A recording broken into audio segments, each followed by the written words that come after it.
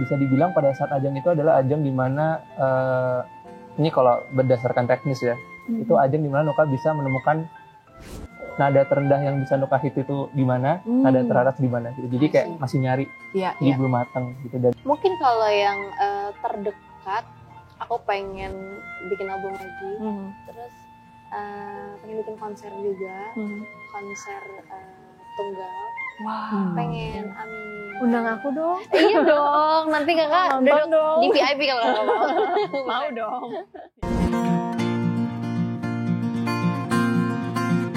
surprisingnya adalah lagu itu sangat diterima baik sama mereka, dan sekarang bahkan kalau nggak salah menyentuh sudah 30 juta streams.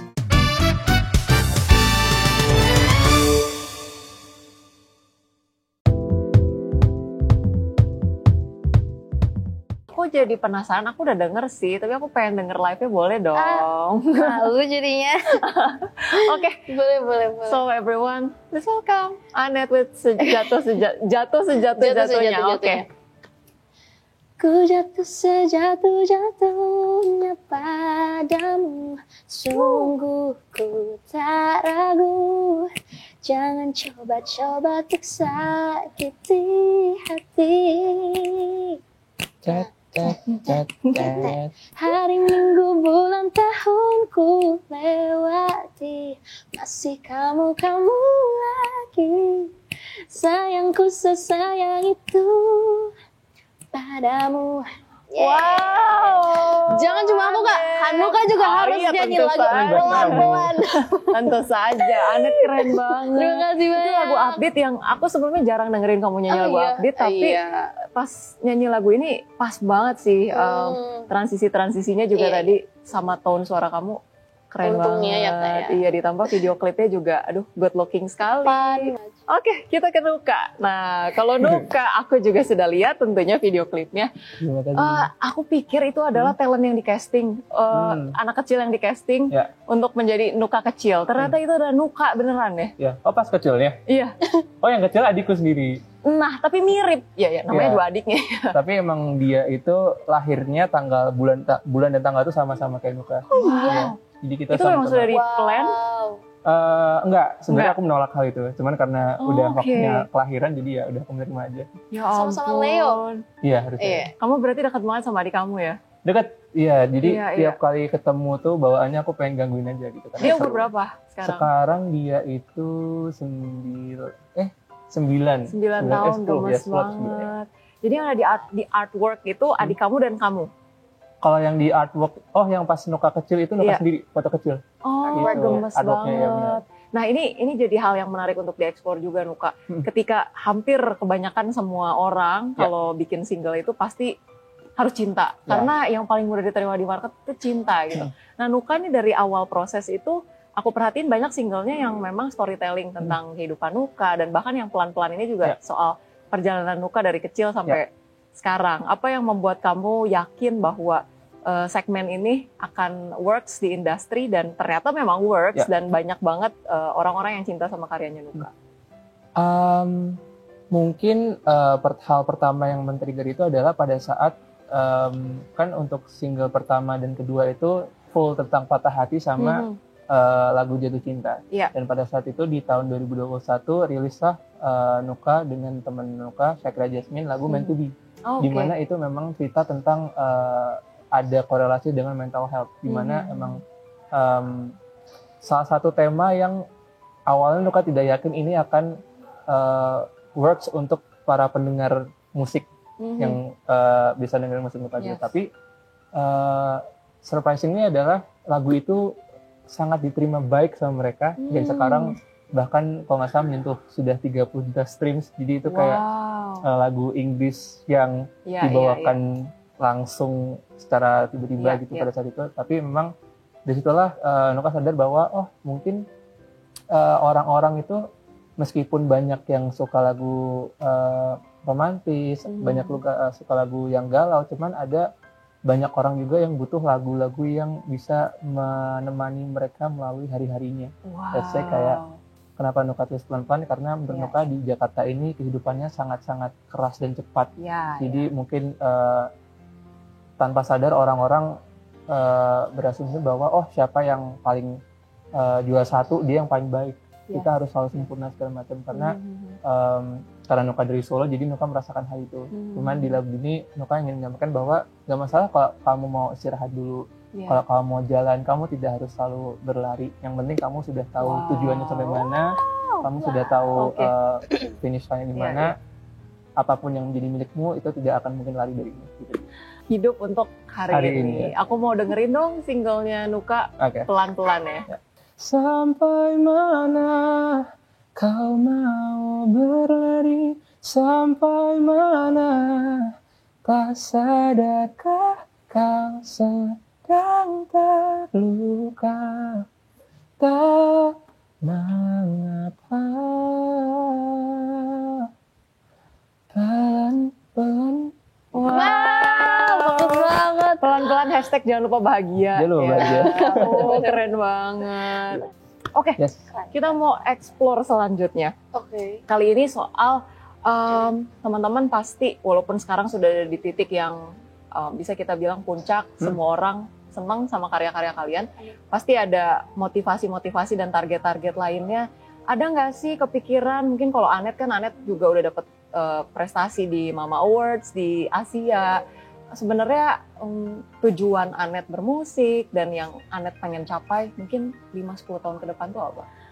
Wah, 5-10 tahun ke depan mungkin kalau yang terdekat aku pengen bikin album lagi, terus pengen bikin konser juga, konser tunggal. Pengen, amin. Undang aku dong. Iya dong, nanti kakak duduk di VIP kalau kakak mau. Mau dong. Iya. Kalau Nuka gimana? Nuka ingin dikenal menjadi Nuka yang seperti apa sih di 5-10 tahun lagi khususnya? Mungkin nanti 5-10 tahunnya udah ada 2 atau 3 album lagi? Amin.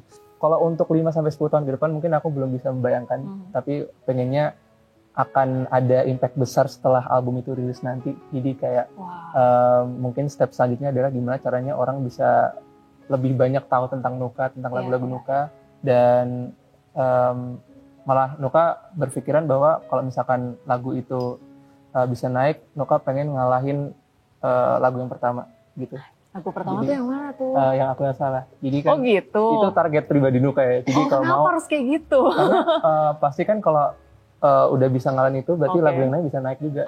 Jadi kayak kita terus berproses. Iya, tapi apapun lagu kamu, aku tetap dengerin Aku Yang Salah loh.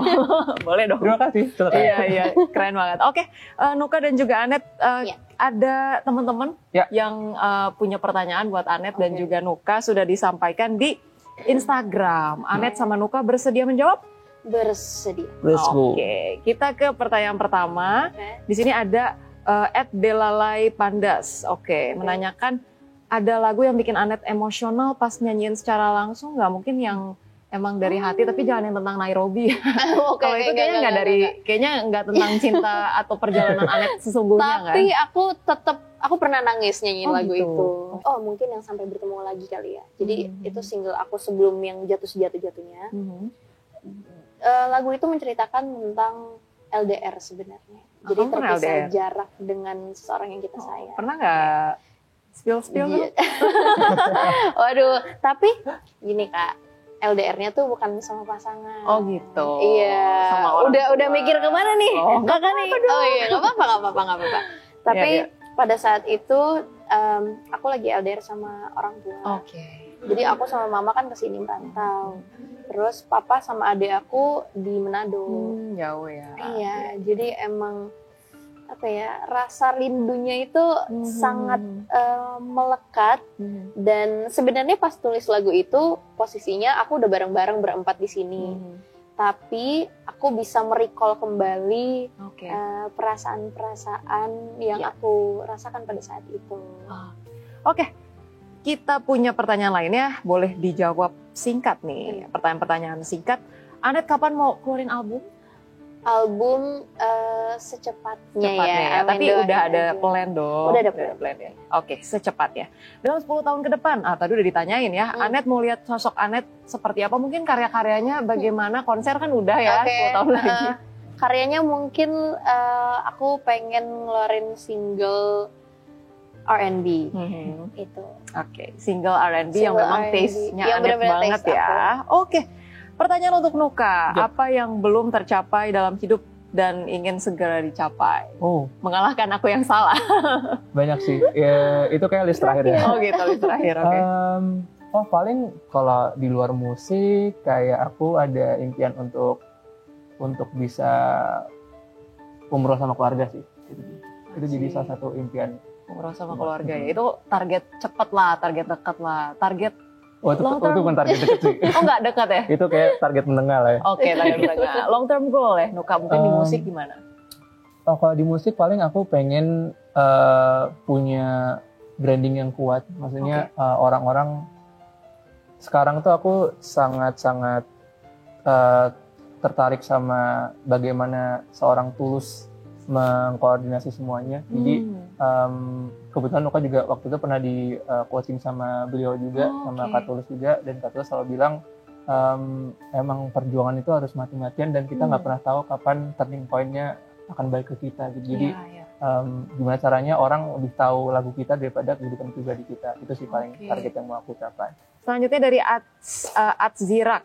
Hello Nuka, aku mau tanya dong. Sampai dengan detik ini pasti udah banyak proses yang dilakuin buat bikin album, entah pembuatan lirik, konsep album, recording. Aku penasaran bagian mana yang bikin Nuka selalu excited dalam membuat album ini. Good luck and can't wait to listen the whole of Nuka's album. Terima kasih banyak. Yang paling menarik adalah bagian menyusun puzzle. Menyusun puzzle. Jadi tiap kali membuat lagu itu Nuka mengibaratkan kita menemukan bagian yang hilang.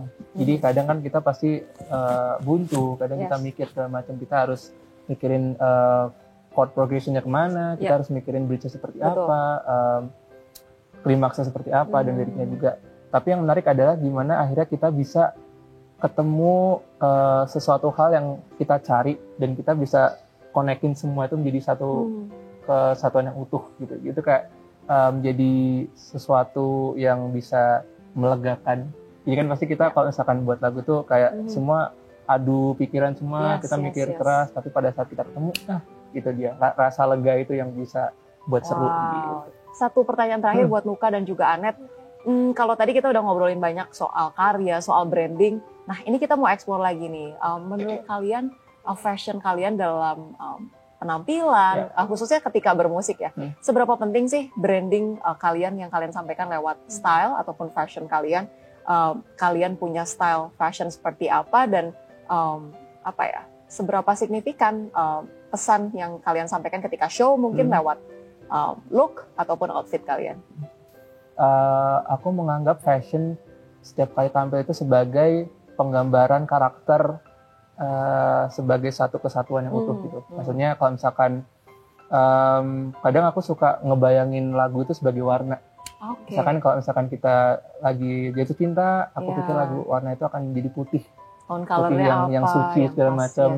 Dan kalau misalkan lagu-lagu yang sedih pasti sesuatu yang lebih gelap gitu. Dan aku mungkin cenderung untuk memakai semua hal yang sedikit longgar, jadi yang masih ada ruang untuk bergeraknya dan tidak terlalu banyak pernak-pernik, karena mungkin aku juga tidak terlalu suka untuk berbagai hal yang sebagai aksesoris. Yang penting setiap kali manggung aku bisa bebas bergerak, karena kan aku pasti aktif di panggung ya, jadi apapun hal yang membuat aku nyaman untuk beraksi itu yang aku kenakan. Untuk Anet gimana? Kalau aku penting banget fashion. Fashion tuh menurut aku adalah cerminan diri kita menurut aku. Jadi aku biasanya kalau perform itu, kalau Kanuka kan tadi kayak yang agak sedikit loose gitu, ya kan. Kalau aku lebih yang kayak ada edgy-edgy-nya sedikit, gitu. Karena kebetulan aku juga suka banget sama mix and match baju. Jadi menurut aku fashion tuh sangat penting ya untuk ciri khas diri sendiri. Thank you banget Anet dan Nuka, dua remaja belia. Sangat menginspirasi. Terus semangat konsisten berkarya, jangan lupa semangatin juga teman-temannya selalu jadi inspirasi dan kekuatan juga buat teman-teman kalian di sekitar dan banyak anak-anak muda di Indonesia ya. Luar biasa banget obrolan kita teman-teman hari ini, dari cerita masa kecil hingga karya terbaru. Kita bisa lihat bahwa perjalanan Anet dan juga Nuka tadi bukan soal musik, tapi juga tentang proses bertumbuh, belajar, dan berani bermimpi lebih besar. Mereka membuktikan bahwa mimpi yang dipupuk sejak kecil bisa jadi kenyataan kalau dijalani dengan konsistensi dan juga passion. Terima kasih sudah mendengarkan The Lounge, dan jangan lupa untuk terus saksikan The Lounge. Sampai jumpa di episode berikutnya.